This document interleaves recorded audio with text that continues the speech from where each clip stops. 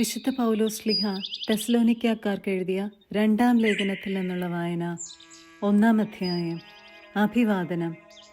പൗലോസും സിൽവാനോസും തിമോത്തയോസും കൂടെ നമ്മുടെ പിതാവായ ദൈവത്തിലും കർത്താവായ യേശുക്രിസ്തുവിലുമുള്ള തെസ്സലോനിക്കക്കാരുടെ സഭയ്ക്ക് എഴുതുന്നത്. പിതാവായ ദൈവത്തിൽ നിന്നും കർത്താവായ യേശുക്രിസ്തുവിൽ നിന്നും നിങ്ങൾക്ക് കൃപയും സമാധാനവും. പ്രശംസ, പ്രാർത്ഥന. നിങ്ങളുടെ വിശ്വാസം സമൃദ്ധമായി വളരുകയും നിങ്ങളേവരുടെയും പരസ്പര സ്നേഹം വർദ്ധിച്ചു വരികയും ചെയ്യുന്നതിനാൽ സഹോദരരെ, നിങ്ങൾക്ക് വേണ്ടി എപ്പോഴും ദൈവത്തിന് ഉചിതമാം വിധം നന്ദി പറയാൻ ഞങ്ങൾ കടപ്പെട്ടിരിക്കുന്നു.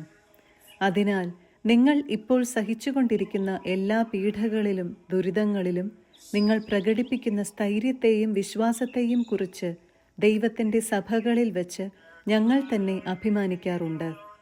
ദൈവരാജ്യത്തിന് വേണ്ടിയാണല്ലോ നിങ്ങൾ കഷ്ടപ്പാടുകൾ സഹിക്കുന്നത്. ആ ദൈവരാജ്യത്തിന് നിങ്ങൾ അർഹരാക്കപ്പെടണമെന്ന ദൈവത്തിൻ്റെ നീതിപൂർവകമായ നിശ്ചയത്തിനുള്ള തെളിവാണിവയെല്ലാം. കർത്താവായ യേശു തൻ്റെ ശക്തരായ ദൂതന്മാരോട് കൂടെ അഗ്നിജ്വാലകളുടെ മധ്യേ സ്വർഗത്തിൽ നിന്ന് പ്രത്യക്ഷപ്പെടുമ്പോൾ നിങ്ങളെ പീഡിപ്പിക്കുന്നവരോട് പ്രതികാരം ചെയ്യുക എന്നതും യാതനകൾക്കിരയായ നിങ്ങൾക്ക് ഞങ്ങളോടൊപ്പം സമാശ്വാസം നൽകുക എന്നതും ദൈവത്തിൻ്റെ നീതിയാണ്.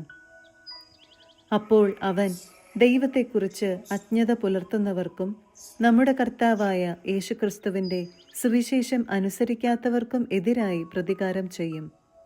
അവർ കർത്താവിൻ്റെ സന്നദ്ധിയിൽ നിന്നും അവൻ്റെ ശക്തിയുടെ മഹത്വത്തിൽ നിന്നും തിരസ്കരിക്കപ്പെട്ട് നിത്യനാശം ശിക്ഷയായി അനുഭവിക്കും. കർത്താവ് തൻ്റെ വിശുദ്ധരിൽ മഹത്വപ്പെടുന്നതിനും ഞങ്ങൾ നിങ്ങൾക്ക് നൽകിയ സാക്ഷ്യം മുഖേന വിശ്വാസികളായവരിലൂടെ കീർത്തിക്കപ്പെടുന്നതിനുമായി ആ ദിവസം അവൻ വരുമ്പോൾ ഇതു സംഭവിക്കും. നമ്മുടെ ദൈവം നിങ്ങളെ തൻ്റെ വിളിക്ക് യോഗ്യരായി പരിഗണിക്കുന്നതിനും നിങ്ങളുടെ എല്ലാ സദുദ്ദേശങ്ങളും വിശ്വാസത്തിൻ്റെ പ്രവൃത്തികളും തൻ്റെ ശക്തിയാൽ പൂർത്തിയാക്കുന്നതിനുമായി ഞങ്ങൾ സദാ പ്രാർത്ഥിക്കുന്നു. അങ്ങനെ നമ്മുടെ ദൈവത്തിൻ്റെയും കർത്താവായ യേശുക്രിസ്തുവിൻ്റെയും കൃപയ്ക്കനുസൃതം അവൻ്റെ നാമം നിങ്ങളിലും നിങ്ങൾ അവനിലും മഹത്വപ്പെടട്ടെ. 2-ാം അധ്യായം. തിന്മയുടെ അജ്ഞാത ശക്തി. നമ്മുടെ കർത്താവായ യേശുക്രിസ്തുവിൻ്റെ പ്രത്യാഗമനത്തെയും അവൻ്റെ സന്നദ്ധിയിൽ നാം സമ്മേളിക്കുന്നതിനെയും പറ്റി സഹോദരരെ ഞങ്ങൾ നിങ്ങളോട് അപേക്ഷിക്കുന്നു. കർത്താവിൻ്റെ ദിവസം വന്നു കഴിഞ്ഞുവെന്ന് സൂചിപ്പിക്കുന്ന പ്രവചനത്താലോ പ്രസംഗത്താലോ ഞങ്ങളുടേതെന്ന് അവകാശപ്പെടുന്ന ലേഖനത്താലോ നിങ്ങൾ പെട്ടെന്ന് ചഞ്ചലചിത്തരും അസ്വസ്ഥരുമാകരുത്.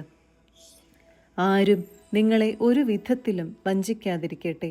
എന്തെന്നാൽ ആ ദിവസത്തിനു മുൻപ് വിശ്വാസത്യാഗമുണ്ടാവുകയും നാശത്തിൻ്റെ സന്താനമായ അരാജകത്വത്തിൻ്റെ മനുഷ്യൻ പ്രത്യക്ഷപ്പെടുകയും ചെയ്യേണ്ടിയിരിക്കുന്നു. ദൈവമെന്ന് വിളിക്കപ്പെടുന്നതോ ആരാധനാ വിഷയമായിരിക്കുന്നതോ ആയ എല്ലാറ്റിനെയും അവൻ എതിർക്കുകയും അവയ്ക്കുപരി തന്നെ തന്നെ പ്രതിഷ്ഠിക്കുകയും ചെയ്യും. അതുവഴി താൻ ദൈവമാണെന്ന് പ്രഖ്യാപിച്ചുകൊണ്ട് അവൻ ദൈവത്തിൻ്റെ ആലയത്തിൽ സ്ഥാനം പിടിക്കും. ഞാൻ നിങ്ങളോട് കൂടെ ആയിരുന്നപ്പോൾ ഇക്കാര്യം പറഞ്ഞത് ഓർക്കുന്നില്ലേ? സമയമാകുമ്പോൾ മാത്രം വെളിപ്പെടേണ്ടതിന് ഇപ്പോൾ അവനെ തടഞ്ഞു നിർത്തുന്നത് എന്താണെന്ന് നിങ്ങൾക്കറിയാമല്ലോ. അരാജകത്വത്തിൻ്റെ അജ്ഞാത ശക്തി ഇപ്പോഴേ പ്രവർത്തിച്ചുകൊണ്ടാണിരിക്കുന്നത്. അവനെ തടഞ്ഞു നിർത്തിയിരിക്കുന്നവൻ വഴിമാറിയാൽ മാത്രം മതി, അവൻ പ്രത്യക്ഷപ്പെടും.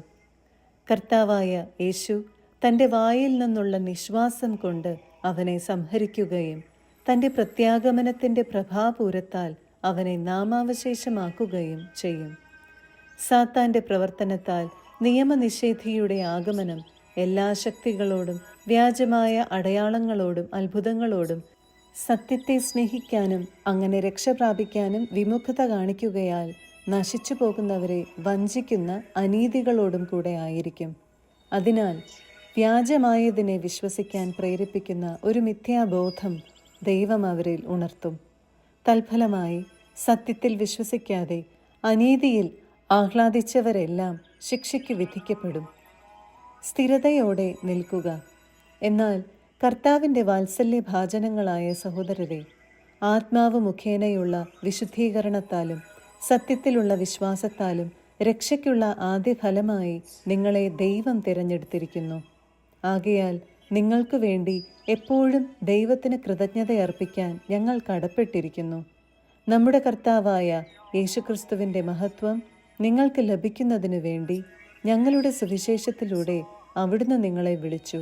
അതിനാൽ സഹോദരരെ, ഞങ്ങൾ വചനം മുഖേനയോ കത്തുമുഖേനയോ നിങ്ങളെ പഠിപ്പിച്ചിട്ടുള്ള പാരമ്പര്യങ്ങളെ മുറുകെ പിടിക്കുകയും അവയിൽ ഉറച്ചു നിൽക്കുകയും ചെയ്യുവിൻ.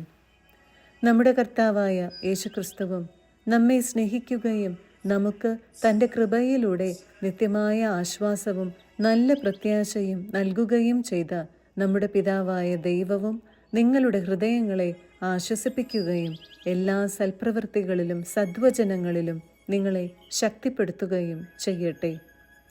3-ാം അധ്യായം. പ്രാർത്ഥന ആവശ്യപ്പെടുന്നു. അവസാനമായി സഹോദരരെ, കർത്താവിൻ്റെ വചനത്തിന് നിങ്ങളുടെ ഇടയിൽ ലഭിച്ചതുപോലെ മറ്റെല്ലായിടത്തും പ്രചാരവും മഹത്വവും ലഭിക്കുന്നതിനും ദുഷ്ടന്മാരും അധർമ്മികളുമായ മനുഷ്യരിൽ നിന്ന് ഞങ്ങൾ രക്ഷപ്പെടുന്നതിനുമായി ഞങ്ങൾക്ക് വേണ്ടി പ്രാർത്ഥിക്കുവേൻ.